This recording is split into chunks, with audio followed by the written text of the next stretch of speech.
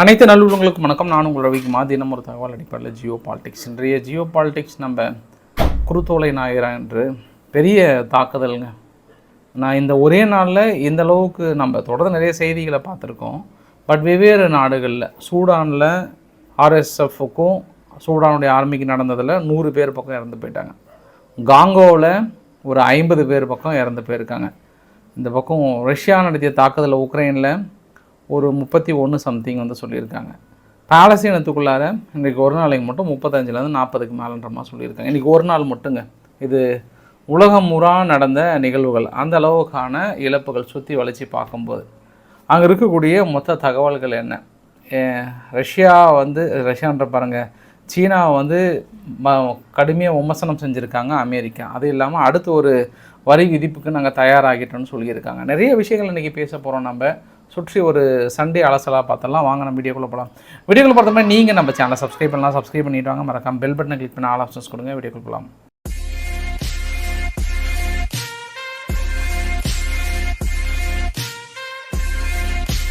முதல் தகவல், ஒரு கௌரவ பிரச்சனையை தீர்த்துட்டு போயிடலாம்.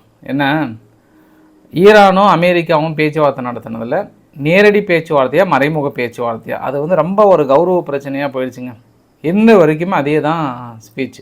அமெரிக்கா தரப்பில் நேரடின்னு சொல்கிறதும் இவங்க ஈரான் தரப்பில் மறைமுக பேச்சுவார்த்தைன்னு சொல்கிறதில்ல இன்று வரையுமே அதை கடைப்பிடிச்சிட்டே இருக்காங்க. இந்த கௌரவ பிரச்சனை இந்த அளவுக்கு விசுரூபமாக எடுக்கும்போது இப்போ என்னென்னா, என்ன பேசினாங்கன்றதெல்லாம் ரொம்ப முக்கியம் கிடையாது. நாங்கள் நேரடியாக பேசணுமா மறைமுகமாக பேசணுமா, அதுதான் ரொம்ப முக்கியம். இப்போ அதனால் நம்ம மறு வச்ச நபர்கள் விடுவாங்களா, சும்மா விடுவாங்களா, இன்றைக்கி கன்ஃபார்ம் பண்ணிட்டாங்க. CNN பத்திரிகையும் மற்ற இன்னொரு பத்திரிகையும் வந்து என்ன சொல்லிட்டாங்கன்னா, நாங்கள் பார்த்துட்டோம், மறு வச்சு மேலே ஃபுல்லாக உருமாலை கட்டிட்டு பால் போனதில் அடையாளமே கண்டுபிடிக்க முடியல. அவங்க ஹோட்டலில் இருந்திருக்காங்க. அப்போ அவங்க என்ன சொல்கிறாங்க அப்படின்னா, ஸ்டீவன் விக்ஸாப் அவர்கள் அமெரிக்காவுடைய வந்தார் இல்லையா பேச்சுவார்த்தை நடத்துக்கு, அவர் என்ன பண்ணிட்டாரு, கீழே அந்த ரிசப்ஷன் பக்கத்தில் லெஃப்ட்டு பக்கத்தில் ஒரு ரூம் ஒதுக்கிட்டாங்களாம். தலைவரே நீங்கள் இங்கேயே இருங்கன்ட்டாங்களாம். ஈரானுடைய வெளியுறவுத்துறை அமைச்சர் அராச்சி அவர்கள் மேல் ரூமில் வந்து ஒதுக்கிட்டாங்களாம். இந்த ஓமன் பேச்சுவார்த்தைட்டாங்க. இவங்க என்ன பண்ணிட்டாங்க, அங்கே மேலேருந்து தகவலை கேட்டு வந்து கீழே கொடுக்கணும்னு ஓடி வந்து சொல்ல, திரும்பி மேலே போய் சொல்ல. அவங்க அமெரிக்கா தரப்பில் இல்லை நாங்கள் நேரடியாக பேசுகிறோம்னு சொல்லும்போது இல்லை வேண்டாம், நீங்கள் இப்போதைக்கு இங்கேருந்தே பேசுங்க, அவங்க அங்கேருந்தே பேசிட்டோம், அதனால் இப்போ கொஞ்சம் பிரச்சனை சரியில்லைன்னு சொல்லிட்டாங்களே. இதுதான் நடந்ததாங்க. அப்போ இது வந்து இன்டைரக்ட் ஸ்பீச் தான், இது வந்து நேரடி பேச்சுவார்த்தை இல்லை அப்படின்ற மாதிரி வந்து மறு வைத்த நபர்கள் உறுதி பண்ணிட்டாங்க. இப்போ ஈரானுக்கு ஒரு பெருமூச்சு, அப்பா இப்போயாவது கொஞ்சம் மறு வைத்த நபர்கள் உண்மையை சொல்லிட்டாங்களே அப்படின்னு கொஞ்சம் சந்தோஷப்படுறாங்க. சரி, அவங்கவுங்களுக்கு ஒரு பிரச்சனைனா இவங்க இந்த 2 நாடுகளுக்கும் இப்போ நேரடி பேச்சுவார்த்தையாக மறைமுக பேச்சுவார்த்தையான்றது பெரிய ஒரு கௌரவ பிரச்சனையாக போயிடுச்சு.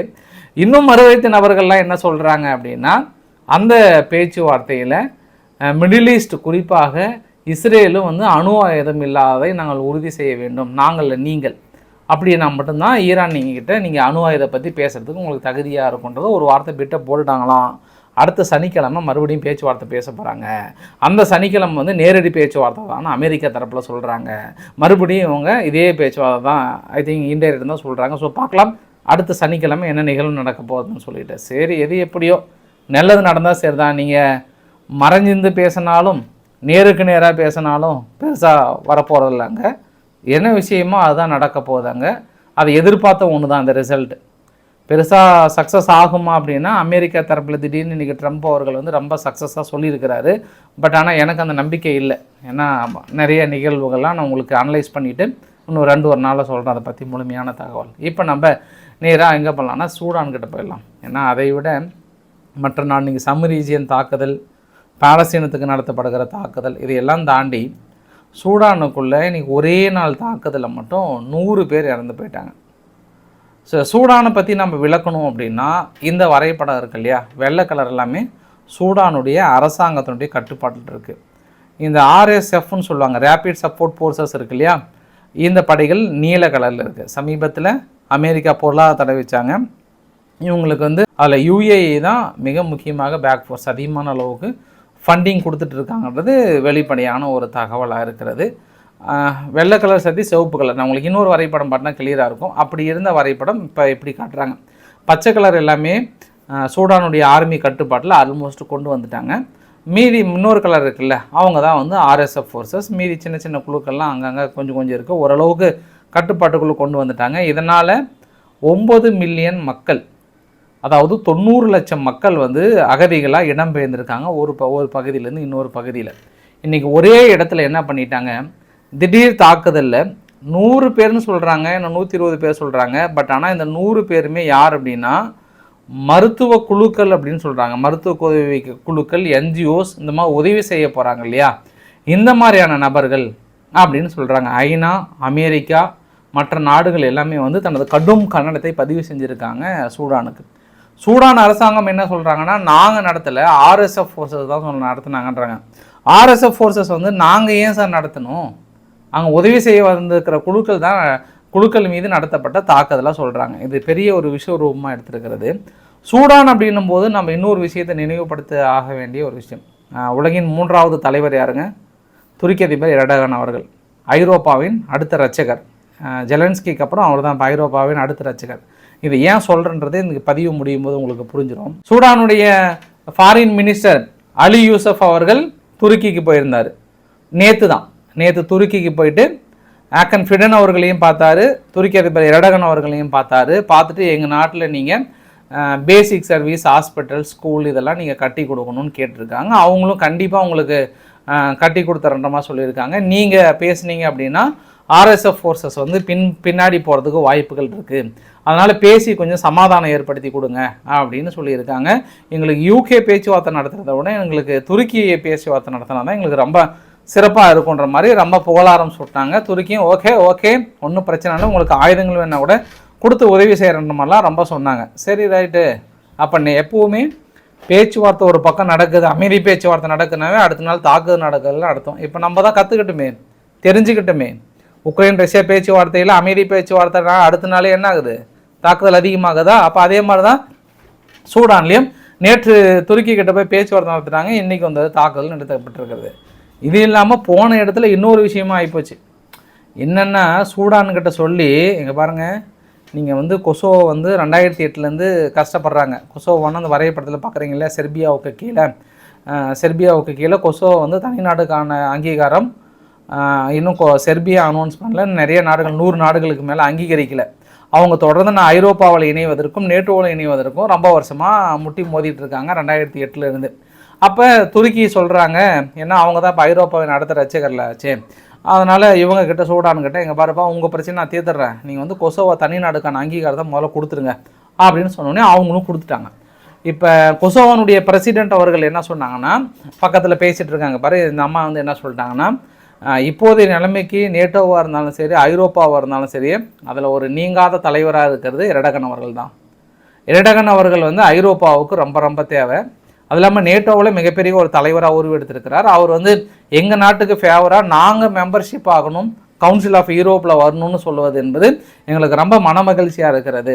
எர்டோகன் அவர்கள் வந்து நிச்சயம் இந்த ஐரோப்பாவிற்கு தேவைன்னாங்க. ஏன்னா நேற்று தான் அவர் சொன்னார், நான் இல்லாமல் நீ ஐரோப்பா கிடையாது, ஐரோப்பாவுக்கு நாம் வந்தால் தான் ஐரோப்பாவுக்கு நிரந்தர தீர்வு கிடைக்குன்னு நேற்று சொல்லியிருந்தார். இன்றைக்கி கரெக்டாக வந்து உறுதி செஞ்சுட்டாங்க. ஸோ பார்க்கலாம், தலைவர் உள்ள என்ட்ரி அவர் ஐரோப்பாவுக்குள்ளார இன்றைக்கி பெரிய பெரிய சம்பவம் வந்து நடக்க போகுது. சரி, என்ன சொல்ல வந்தேன், சூடானுடைய நிகழ்வு சொல்லும்போது இதெல்லாம் ஒரு மேட்சாக இருந்ததுனால நான் சொல்லி முடிச்சிட்டேன். அடுத்த மிகப்பெரிய ஒரு தாக்குதல் என்ன அப்படின்னா, சமீ ரீஜியனில் குறிப்பாக இந்த பால்ம் சண்டேன்னு சொல்லுவாங்க, குருத்தோலை ஞாயிறு அதுவுமா நடத்தப்பட்ட தாக்குதலில் 31 பேர் இறந்து போயிருக்காங்க. இந்த தாக்குதலுக்கு ரஷ்யா கொஞ்சம் கெட்ட பேர் வாங்கியிருக்காங்க.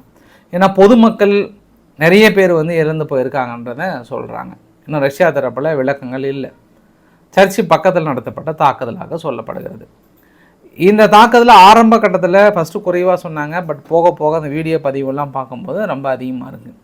ஜெலன்ஸ்கி அவர்கள் வந்து இதுதான் நீங்கள் நடத்தின பேச்சுவார்த்தையா, ஒரு வார் கிரிமினல்கிட்ட போய் நீங்கள் கை கொடுத்து அவருக்காக வெயிட் பண்ணி, ஸ்டீவன் விக்ஸாப் அவர்களை சொல்கிறாங்க, கை கொடுத்து வெயிட் பண்ணி அவருக்காக நீங்கள் பேச்சுவார்த்தை நடத்திட்டு இருக்கீங்களே, இது எந்த வகையில் நியாயம் சொல்லுங்கள்? இன்றைக்கி இப்படி ஒரு தாக்குதல். அப்போ நீங்கள் கை கொடுத்து பேச்சுவார்த்தை நடத்தினது அமெரிக்கான பேச்சுவார்த்தையா, தாக்குதலுக்கான வார்த்தையா அப்படின்றது எனக்கு அமெரிக்கா தான் சொல்லணுன்ற மாதிரி லைட்டாக அமெரிக்கா கிட்ட சொல்ல விடுவாரா? உலகின் 2வது தலைவர் விடுவாரா? ரஷ்யா நடத்தினது மிக மிக கொடூர தாக்குதல். யார் அமைதி விரும்புகிறாங்க, யார் தாக்குதல் விரும்புகிறாங்கன்றது உலகம் தெரிந்த விஷயம்தான். இனியும் நாங்கள் சும்மா விட போவதில்லை, ரஷ்யாவுக்கான தனது கடும் கண்டனத்தை தெரிவித்துக் கொள்கிறேன் அப்படின்ட்டாங்க. இந்த கெலாக் அவர் தாங்க கொஞ்சம் பேச்சுவார்த்தை ஆரம்பத்தில் கொஞ்சம் இறங்கினார். அதுக்கப்புறம் என்ன ஆகிட்டாங்க, அவர் கொஞ்சம் சரியில்லை, பேச்சு ஆள் நடவடிக்கையும் கொஞ்சம் பேச்சும் சரியில்லைன்னு சொல்லிட்டு ஸ்டீவன் விக்ஸாப் அவர்களை வந்து நியமித்தாங்க. அவர் என்ன சொல்கிறாருன்னா, இது எங்களுக்கு முன்கூட்டியே தெரிஞ்சது தான், ரஷ்யா எப்படி இது மாதிரி தாக்கல் நடத்தலாம், அமைதி பேச்சுவார்த்தைக்கு முற்றுப்புள்ளி வைக்கிறாங்க, ஆச்சா போச்சா ஹோச்சான்னு அவங்க ஒரு பக்கம். இப்போ ட்ரம்ப் அவர்கள்கிட்ட கேட்குறாங்க, ஐயா இது மாதிரி தாக்கல் நிகழ்த்தப்பட்டு பொதுமக்கள் நிறைய பேர் இறந்து போயிட்டாங்களே, நீங்கள் என்னங்க ஐயா உங்கள் கருத்து சொல்கிறீங்கன்னு. நிச்சயம் எனக்கு நம்பிக்கை இருக்குது, அமைதி பேச்சுவார்த்தை கண்டிப்பாக வந்துடும், அதை நோக்கி தான் நாங்கள் போயிட்டுருக்கோன்றாங்க. மறுபடியும் அமைதி பேச்சுவார்த்தை எடுத்தாவே ஐயா அங்கே தாக்குதல் அதிகமாக இங்கே இல்லை, உலகளாவிய அளவில் 2 நாட்டுக்குள்ளே பிரச்சனைகள் வரும்போது உள்ளே போய்ட்டு அமைதி பேச்சுவார்த்தைன்னு ஆரம்பித்தாவே போதுங்க ஐயா, தாக்குதல் ரொம்ப அதிகமாக இருக்குது, ரொம்ப அதிகமாக இருக்குது. சரி, இது முழுக்க அமெரிக்கா தான் காரணமாக இருக்கிறது. என்ன காரணம் அப்படின்னா, பேச்சுவார்த்தையில் ரஷ்யா தெளிவாக சொல்லியிருக்காங்க, தொடர்ந்து அமெரிக்கா ஆயுதங்களை கொடுத்துட்டே இருக்கீங்க, நீங்கள் ஆயுதங்கள் கொடுத்து நிறுத்தினாவே போதும், நாங்கள் தாக்கல் நிறுத்துகிறோம், பேச்சுவார்த்தை நடத்தினா மட்டும் பத்தாது, நீங்கள் ஆயுதங்கள் கொடுக்கறதையும் நிறுத்தணும், வெஸ்டர்ன் நாடுகள் கொடுக்கறதையும் நிறுத்தினா மட்டும்தான் நாங்கள் சக்ஸஸ் பண்ணுவோன்ற மாதிரி சொல்லியிருக்காங்க. ஆக இந்த பேச்சுவார்த்தை எந்தளவுக்கு சக்ஸஸ் நோக்கி போகுதுன்னு தெரியல, நாளுக்கு நாள் கொஞ்சம் கிரிட்டிக்கல் கண்டிஷன் தான் இருக்குது. இன்றைக்கி இஸ்ரேலில் ஒரு வீடியோ பதிவு வெளியிட்டாங்க பாருங்கள், லேசர் மூலயமா வரக்கூடிய ட்ரோனை சுட்டு வீழ்த்ததற்கான ட்ரிசப் அப்படின்னு சொல்லிட்டு ஒரு ஆப்ரேஷன் சக்ஸஸ் பண்ணியிருக்காங்க. நார்மலாக இது யூகே வந்து டொனேட் பண்ணியிருக்காங்க, இது வந்து இஸ்ரேல்தே கிடையாது, அவங்க என்ன சொல்லிக்கலாம் இது எங்களுதுன்னு சொல்லிட்டு அவங்க மாறு தட்டிக்கலாம், ஆனால் இது இஸ்ரேல்து கிடையாது, யூகே சக்ஸஸ் பண்ணாங்க, அதை ட்ரையல் பேஸில் கொண்டு வந்து உக்ரைனில் கொடுக்குறாங்க. உக்ரைன் வந்து இது யூகேதுன்னு சொல்கிறதுக்கு கொஞ்சம் கௌரவ குறைச்சலாக இருக்கும், ஏன்னா ரஷ்யா எதிர்ப்புனாலும் அது தனதுன்றாங்க.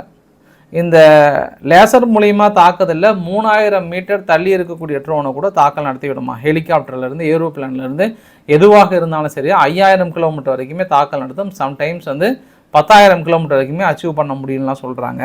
ஆக மொத்தம் இனி உக்ரைனுக்குள்ளே நெருங்க முடியாத அளவுக்கு இன்றைக்கி ரஷ்யாவிலேருந்து ஒரு விமானமும் ஹெலிகாப்டரும் பறந்தால் கூட இங்கேருந்தே முடிச்சுடுவாங்கல்ல. 10,000 மீட்டர் அப்படின்னா 10,000 மீட்டருக்கு மேலே நாங்கள் தாக்கல் நடத்த போகிறோம், இனி நாங்கள் ஸ்ட்ராங் ஆக போகிறோம், பார்த்துக்கலாம், நாங்களா அவங்களா ஒத்தைன்ற மாதிரி வந்து உக்ரைன் தரப்பில் சொல்லியிருக்காங்க. இன்னொரு சம்பவத்தோடு இந்த சம்பவத்தை முடிக்கிறேன் நான். எகிப்தில் ஸ்விம்மர், அதாவது நீச்சல் வீரர்களுக்கான வேர்ல்டு அத்லட்டிக் நடக்குது அந்த இடத்துல. அங்கே ரஷ்ய வீரர் வந்து ஃபஸ்ட்டு வந்திருக்காங்க, உக்ரைன் வீரர்கள் வந்து செகண்ட் வந்திருக்காங்க. உக்ரைன் வீரர்கள் செகண்ட் வரும்போது தேர்டு வரவங்கக்கிட்ட கையை கொடுத்துட்டு போய் நிற்கிறாங்க. ஃபஸ்ட்டு வரவங்க என்ன பண்ணாங்க, அவங்ககிட்ட கையை கொடுக்கும்போது நீட்டாக கையை இழுத்து பிடிச்சிக்கிட்டாங்க. யாருக்கிட்ட நாங்களாம் கையை கொடுக்கணும்னு அவசியமும் இல்லை, ஒன்றும் இல்லை, உங்களுக்கு கிட்ட போய் கையை கொடுத்தா என் கை என்ன ஆகுறதுன்ற மாதிரி இழுத்து பிடிச்சிக்கிட்டாங்க. ஸோ இந்த ஒரு வீடியோ பதிவு வைரலாக இருந்தது. இது 2வது தாக்குதல் பற்றின விவரங்களும் அந்த முழுமையான செய்திகள். 3வது தாக்குதல் எங்கே அப்படின்னா, எமினி ஹவுதிகள் மீது கடந்த 24 மணி நேரத்தில் 15 ஏர் ஸ்ட்ரைக் நடத்தியிருக்காங்க அமெரிக்கா. 15 ஏர் ஸ்ட்ரைக்கில் எத்தனை பேர் இருந்தாங்கன்ற தகவல் வரல. ஹல் பயதா, சதா, ஹல் ஹவுதிதா, மரீப் என்ற 4 பகுதியில் பெரிய தாக்கல் நிகழ்த்தியிருந்தாங்க. அது இல்லாமல் நேற்று ஒரு நாளைக்கு முன்பு என்ன பண்ணாங்கன்னா, 2 கார் வந்து ஹைவேல போகும்போது பெரிய தாக்கல் நிகழ்த்தினாங்க. மேபி அந்த காரில் பயணம் பண்ணவங்க முக்கிய கமாண்டர்னு சொல்கிறாங்க, ஆனால் அது இன்னுமே அனௌன்ஸ் பண்ணாமல் வச்சுருக்காங்க எமினி ஹவுதிகள். யார் மீது தாக்கல் நடத்தப்பட்டாங்க என்னன்னு தெரியல. ஸோ அங்கேயுமே எத்தனை இறப்புகள் தெரியல. ஸோ அந்த தாக்குதலும் உறுதி செஞ்சுக்கோங்க. இது 3வது சம்பவம். 4வது சம்பவம் என்ன அப்படின்னா, ஹலி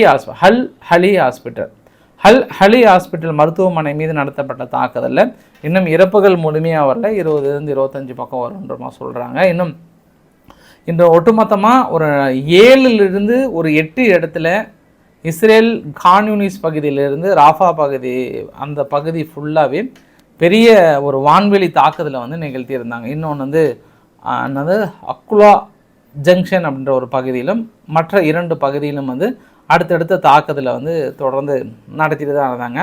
ஆல்மோஸ்ட் காசானுடைய மினிஸ்ட்ரி தரப்பில் என்ன சொல்கிறாங்கன்னா, இன்றைய தாக்குதலில் ஒரு 40லேருந்து 50 பேர் பக்கம் இருப்பதற்கு வாய்ப்புகள் இருக்குன்ற மாதிரி சொல்கிறாங்க. இது 4வது சம்பவம். தொடர்ந்து காசாவில் அந்த மனித கழிவுகள் மீதி எல்லாம் இருக்குல்ல, வேஸ்டேஜ் மட்டும் 1,75,000 டன்னுக்கு மேலே எல்லா இடத்துலையும் தேங்கிட்டு இருக்கு. இது வந்து மற்றொரு பிரச்சனையாக உருவெடுக்கிறது, நோய் தொற்று வந்து அதிகமாகுன்ற மாதிரி வந்து சொல்லியிருக்காங்க. ஸோ அதெல்லாம் ஒன்றும் இருக்கிற சூழ்நிலை. இப்போ உணவு வந்து இன்னும் உள்ள அலோவ் பண்ணல, பவர் இல்லாமல் வந்து மக்கள் அந்த பக்கம் இந்த பக்கம் ஷிஃப்ட் ஆகிறதுல பெரிய அளவுக்கு இப்போ திடீர்னு ஒரு பகுதி இருக்குது ஷிஃப்ட் ஆகி தாக்கல் நடத்தல, இஸ்ரேல் ரொம்ப பெரிய அளவுக்கு இறங்கியிருக்கிறாங்க அப்படின்னே சொல்ல முடியும். அதனால தான் ஹமாஸ் என்ன பண்ணிட்டாங்க, ஒரு வீடியோ பதிவு வெளியிட்டாங்க. இந்த வீடியோ பதிவு அல்-குவாசம் பிரிகேட் சார்பாக இஸ்ரேல் அமெரிக்காவுடைய சிட்டிசன் ஈடன் அலெக்சாண்டரை வச்சு ஒரு வீடியோ பதிவு வெளியிட்டாங்க. அந்த வீடியோ பதிவில் என்ன சொல்கிறாருன்னா, நெதன்யாகு அவர்கள் வந்து எங்கள் மீது கருணை இல்லாமல் தாக்கல் நடத்துகிறாங்க, அவர் வந்து டிக்டேட்டர், ஒரு சர்வதிகாரி, தொடர்ந்து நாங்கள் பெரிய அளவுக்கு அதாவது எங்களை இழந்துட்டுருக்கோம், தினந்தோறும் இழந்துட்டுருக்கோம், கண்டிப்பாக நாங்கள் வீட்டுக்கு ரிட்டர்ன் வரும்போது இறந்த பணமாக தான் வரும்ன்ற மாதிரி அவர் ஒரு பக்கம் வந்து அறிக்கை கொடுக்குறாங்க. இதெல்லாம் ஹமாஸ் தரப்பில் ப்ரெஷர் கொடுக்குறாங்க. நீங்கள் இது மாதிரி நடத்துனீங்கன்னா அந்த 54 பேரும் வந்து நாங்கள் அவ்வளோதான் கண்டிஷன்ற மாதிரி பேச வைக்கிறாங்க. பட் இஸ்ரேலுக்கும் அமெரிக்காவுக்கும் அதுதான் க்ளூவே அவங்களுக்கு. அந்த 54 பேர்த்த வச்சுட்டு இங்கே நீங்கள் ஆயிரக்கணக்கான பேர்த்த வந்து தொடர்ந்து இழந்துட்டுருக்கீங்க. 1000ல் அது போயிடுச்சு, அது நீங்களாம் வந்து 55,000 பக்கம் தாண்டிடுச்சுன்றாங்க. ஒரு சில ஊடகங்கள் 60,000ன்றாங்க. நிறைய இழந்துகிட்டே இருக்கிறாங்க. ஸோ நீங்கள் விட்டுட்டீங்க அப்படின்னா மறுபடியும் உங்கள் பக்கம் ஐநாவோ மீதி எல்லாம் பேசுகிறதுக்கு நிறையா வாய்ப்புகள் கிடைக்கும். இல்லை நாங்கள் தொடர்ந்து வித்ஹோல்டு பண்ணுவாங்க அப்படின்னாங்கன்னா இஸ்ரேல் வந்து தாக்குதலை நிச்சயமாக அவங்க குறைக்கிற மாதிரி தெரியல. ஏன்னா முன்பு இருந்த நிலைப்பாடுக்கும் இப்போ இருக்கிற நிலைப்பாடுக்கும் நான் ஒவ்வொரு வீடியோ பதிவுகளுமே சொல்கிறேன். நான் இஸ்ரேல் ஆக்ரோஷமாக தாக்கல் நடத்திட்டு இருக்காங்க. முன்பெல்லாம் வந்து தரைப்படை தாக்குதல் போயிட்டு தான் அடுத்து முன்னெச்சரிக்கை, இப்போல்லாம் வந்து வான்வெளியிலே தொடர்ந்து ட்ரோன் தாக்குதலும் மற்றதும் பெரிய அளவுக்கு நிகழ்த்திட்டு தான் இருக்காங்க. ஸோ இந்த வீடியோ பதிவு பெரிய அளவுக்கு திருப்புமுனை ஏற்படுமான்னு ஹமாஸ் தரப்பில் எதிர்பார்க்குறாங்க. பட் ஆனால் மற்றொரு வீடியோ பதிவுமே வெளியிட்டிருந்தாங்க. ஹமாஸினுடைய ராஃபா எல்லை பகுதியில் தொடர்ந்து நாங்கள் ஒரு சில கீழே இருக்கக்கூடிய டனல்லாம் நாங்கள் கண்டுபிடிச்சிட்டு தான் இருக்கோன்ற மாதிரி வந்து சொல்லியிருக்காங்க. சரி, இப்போ மற்ற தகவல்னால் கொஞ்சம் பகீர் தகவல்களை பார்த்துடலாம். பகீர் தகவல்னால் ரஷ்யாவுக்கு கொஞ்சம் டேஞ்சர் தான், யாருனாலும் எதிர்த்துக்கலாம், யூகேவை மட்டும் எதிர்க்கவே கூடாது எப்போவுமே, ரொம்ப டேஞ்சர். அவங்க முடிச்சுடுவாங்க, கதையை பேசியே முடிச்சுடுவாங்க, அந்தளவுக்கு மிகப்பெரிய ஆளுங்க அவங்க.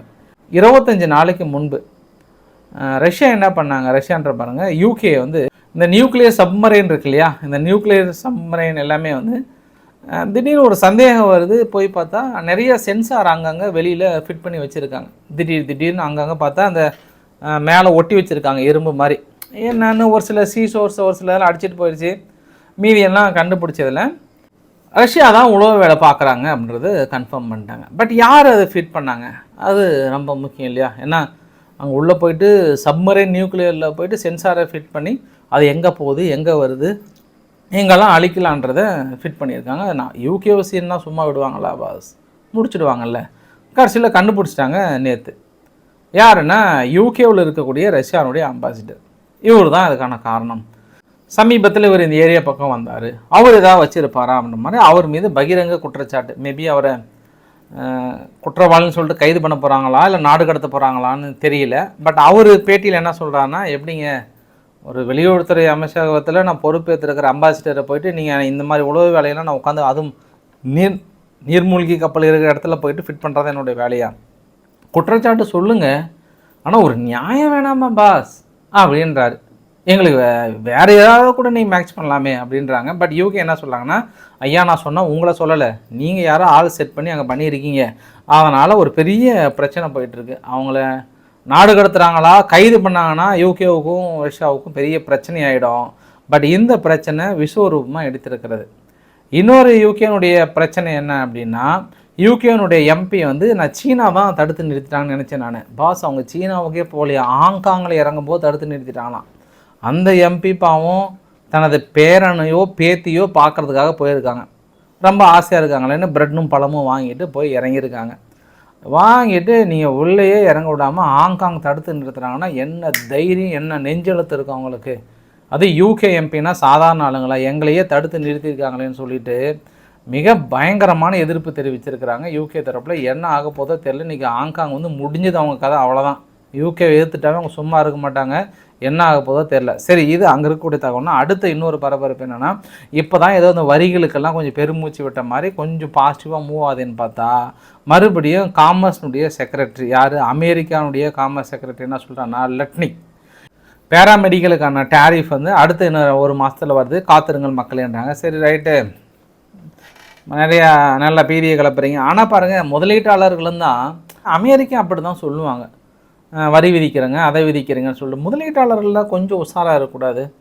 எப்படினாலும் மனுஷன் பேக் போன் அடிச்சிருவார், திரும்பி வந்துடுவாருன்ற ஒரு விதிக்கிறாரு, திரும்பி ஒரு 10 நாள் விடுறாரு, அப்புறம் பின் வாங்குறாரு. அதுதான் கனடாவுக்கும் மற்ற நாடுகளுக்கு ஏற்கனவே விதிக்கும் போதே நான் தெரிஞ்சுக்கிட்டாங்க. 3வது தடவை விதிக்கும் போதாவது கொஞ்சம் தயவு செய்து முதலீட்டாளர்களே கொஞ்சம் பொறுமையாக இருங்க. இதெல்லாம் சும்மா ஒரு காமெடிக்காக போட்டுட்ருக்காங்க. இதோ அவங்க ஷேரை வந்து ஏறதுக்கும் இறக்க இது ஒரு காமெடி செய்தியாக கடந்துட்டு போங்க அப்படின்றதில் நம்ம மூலியமாக ஒரு ரெக்வஸ்ட் வச்சுக்கலாம். ஏன்னா இன்றைக்கி கூட ஒரு சம்பவம் நடந்ததுங்க. அமெரிக்கா 145% வரியிலிருந்து 10% குறைச்சிட்டாங்க. இப்போ சீனா என்ன கேட்குறாங்கன்னா, நகி ஹே எல்லாம் குறை ஹே அப்படின்னு அதான் எல்லாத்தையும் குறைக்க சொல்கிறாங்க. அதற்கு நீங்கள் ட்ரம்ப் அவர்கள் என்ன சொல்லிட்டாங்கன்னா, you China guys Jinping always begging you, எப்போ பார்த்தாலும் பிச்சை எடுக்கிறது தான் அவங்களோட வேலையா? பெக்கிங்னா தானே, எப்போ பார்த்தாலும் பிச்சை எடுக்கிறது அவங்க வேலையா?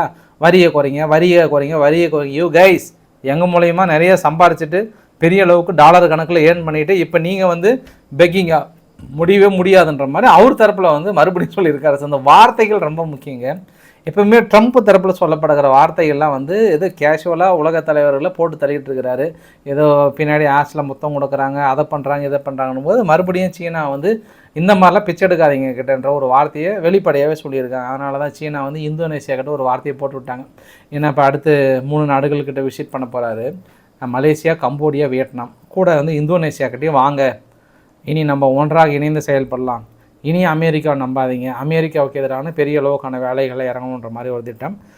பிரிக்ஸ் கூட்டமைப்புலையும் பேச்சுவார்த்தை நடத்திட்டு இருக்காங்களாம், பெரிய அளவுக்கு நம்ம சக்ஸஸ் பண்ணணுன்ற மாதிரி. பட்டு அது எப்படி சக்ஸஸ் ஆகும்? எனக்கு பிரிக்ஸ் கூட்டமைப்பு மட்டும் சக்ஸஸை பற்றி எனக்கு இன்னுமே கொஞ்சம் டவுட்டாக தான் இருக்குது, அமெரிக்காவுக்கு எதிரான கூட்டமைப்பில். பட் ஆனால் பேசிக்கிறாங்க, பத்திரிகைகளை எழுதியிருக்காங்க. ஆஸ்திரேலியாவும் தென்கொரியாவும் வந்து அடுத்த முக்கியமான டீல் என்ன போட்டிருக்காங்கன்னா, ஆஸ்திரேலியாவில் வந்து லித்தியம், கோபால்ட், எல்என்ஜி, ஹைட்ரஜன் பொட்டன்ஷியல்லாம் அதிகமாக இருக்குது. சவுத் கொரியா வந்து இவங்களால பெரிய பிரச்சனையாக இருக்குது. இப்போ ஆஸ்திரேலியா தான் பிரச்சனை இல்லாத நாடு, தொடர்ந்து சீனா கிட்ட கொஞ்சம் நம்பி இருந்ததுனால அவங்க அடிக்கடி வரியினால அவங்க பிரச்சனை ஆகுதுனால ஆஸ்திரேலியாவும் தென்கொரியாவும் மிகப்பெரிய ஒரு பேச்சுவார்த்தையில் இது ஒரு திருப்பு முனையாகவும் அமையும். இதையும் அமெரிக்கா வந்து உற்று நோக்கிற மாதிரி இருக்கும். யூகேவும் என்ன பண்ணிட்டாங்க, அவங்க முதலீட்டாளர்களுக்கெல்லாம் அமெரிக்கா அடுத்தடுத்து வரி விதிக்கிறதுனால ஒரு 2 மில்லியன் பவுண்ட் அளவுக்கு லோனாக கொடுக்குறாங்க. கவலைப்படாதீங்க முதலீட்டாளர்கள், அவங்க சிறு குறு தொழிலாளர்கள்லாம் இருக்காங்கள்ல, ஏற்றுமதி தொழிலாளர்கள், மீதி அதனால் பாதிக்கப்பட்டவங்க யாருமே நீங்கள் எதுவும் பே பண்ண தேவையில்ல, அரசாங்கம் பே பண்ணிக்கணும்னு சொல்லிட்டு அது ஒரு 10 பில்லியனுக்கு மேலே ஒதுக்குறாங்க. ஸோ இதெல்லாம் இந்த வரிகளால் நாடுகள் பாதிக்கப்படக்கூடாதுல ரொம்ப தெளிவாக இருக்காங்க. பீட்டர் எக்ஸத் அவர்கள் வந்து என்ன சொல்லியிருக்காங்கன்னா, சீனா வந்து 20 ஹைப்பர்சோனிக் மிசைல்ஸ் வந்து தொடர்ந்து அடித்தாங்கன்னா அமெரிக்காவே காலி ஆகிடும், அதெல்லாம் நாங்கள் தடுக்க வேண்டிய ஒரு சூழ்நிலையாக வரும், சீனா அதுக்கான வேலைகள்லாம் இறங்கிட்டு இருக்காங்கன்றாங்க. ஐயா அவங்க இறங்குறாங்களா, நீங்கள் சுற்றி இறங்கிட்டு இருக்கீங்களான்னு உலகம் அறியும். எது எப்படியோ 2 பேரும் அடுத்தடுத்து குற்றச்சாட்டில் பெரிய அளவுக்கு சொல்லிகிட்டு இருக்காங்க. ஸோ ஃபைனலாக அந்த வீடியோவோட கிளைமேக்ஸில் யான் ஷூக் யூல் யாருங்க, தென்கொரியானுடைய முன்னாள் அதிபர், பதவி நீக்கப்பட்ட அதிபர் வந்து திங்கட்கிழமை அவருக்கான தீர்ப்பு வழங்க போகிறாங்க. மேபி அவர் கிரிமினல் குற்றவாளி என்று அறிவிப்பதற்கான நிறைய வாய்ப்புகள் இருக்குது, சிறையில் போகிறதுக்கான வாய்ப்புகள் இருக்குதுன்னு சொல்கிறாங்க. ஸோ பொறுத்து இருந்து பார்க்கலாம். தென்கொரியாவில் மறுபடியும் ஒரு அழுவாட்சி காட்சிகள் வந்து பெரிய அளவுக்கு அரங்கேற போகிறது நாளை. ஸோ பிடிச்சிருந்தால் லைக் பண்ணுங்கள், ஃப்ரெண்ட்ஸுக்கு ஷேர் பண்ணுங்கள், சப்ஸ்கிரைப் பண்ணுங்கள். ரவிக்குமார் சோமுச்சல், நன்றி, வணக்கம்.